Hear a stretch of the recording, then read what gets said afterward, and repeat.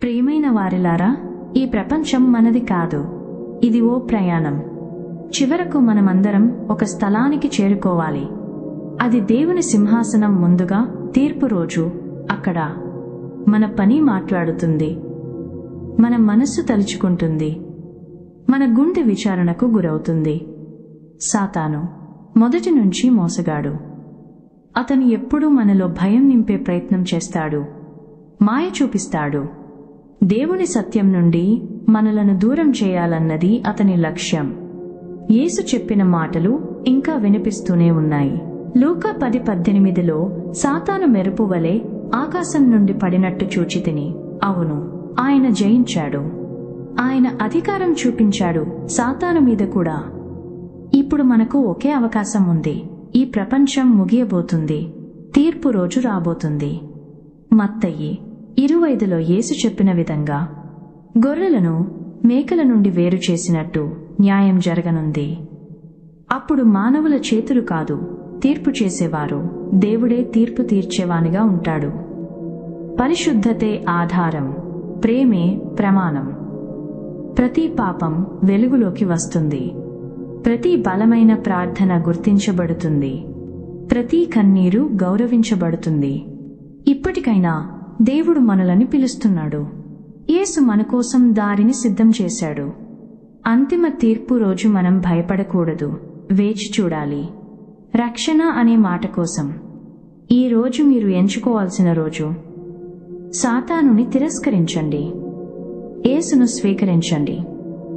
తీర్పు ఒక శిక్ష కాదు, అది నీతికి గెలుపు. ఇది సాతానుపై దేవుని తుది పలుకు.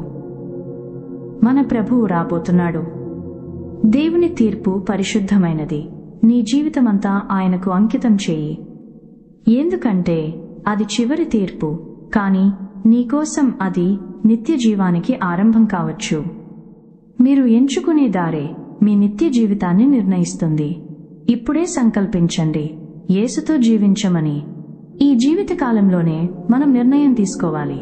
సాతాను మార్గమా లేక యేసు మార్గమా? తీర్పు రోజున ఏ నిర్ణయం తీసుకోవాలో మనం ఎంచుకోవాలి కాదు, ఇప్పుడు తీసుకోవాలి. ఎందుకంటే తీర్పు రాత్రి కాదు, ఉదయం కాదు, అది దేవుని క్షణంలో వస్తుంది. ఒకసారి ఆ తీర్పు నడుస్తే మనం తిరిగి మారే అవకాశం ఉండదు. మన పాపాలను ఆయన పాదాల వద్ద ఉంచాలి. సాతానును తిరస్కరించాలి. పరిశుద్ధాత్మ సహాయంతో మన జీవితాన్ని పరిశుద్ధం చేసుకోవాలి. ఎందుకంటే దేవుని తీర్పు మానవ తీర్పు కాదు, అది ఆత్మల స్థాయిలో జరుగుతుంది. మన హృదయాలను పరిశీలించబడతాయి. మన రహస్య చర్యలు వెలుగులోకి వస్తాయి.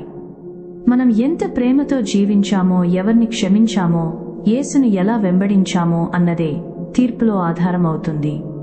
అందుకే స్నేహితులారా, ఈరోజు మనం ఒక సంకల్పం చేద్దాం. సాతానుని శక్తులను తిరస్కరించాలి. యేసు మార్గంలో నడవాలి. తీర్పు రోజు భయంకరం కాదు, ఒక వేడుక కావాలి. మన ప్రభువు, మన రక్షకుడైన యేసు మన కోసం నిలబడిన రోజుగా మారాలి. దేవుని సింహాసనం ముందు నిలబడి, బాగు చేశావు నా నమ్మకమైన దాసా అని ఆయన పలికే మాటల కోసం మన జీవితం అంతటినీ సమర్పిద్దాం. మనుష్య కుమారుడు తన మహిమతో వచ్చినప్పుడు ఆయన సింహాసనము మీద కూర్చుండును. జనులందరినీ ఆయన ఎదుట సమర్పింతురు.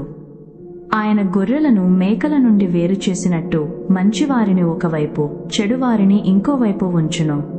ఇది శాశ్వత తీర్పు ప్రారంభం. ఆమేన్. ఈ దైవవాక్యములు మీకు నచ్చినట్లయితే ఈ ఛానల్ని లైక్ చేసి సబ్స్క్రైబ్ చేసుకుని సపోర్ట్ చేయండి.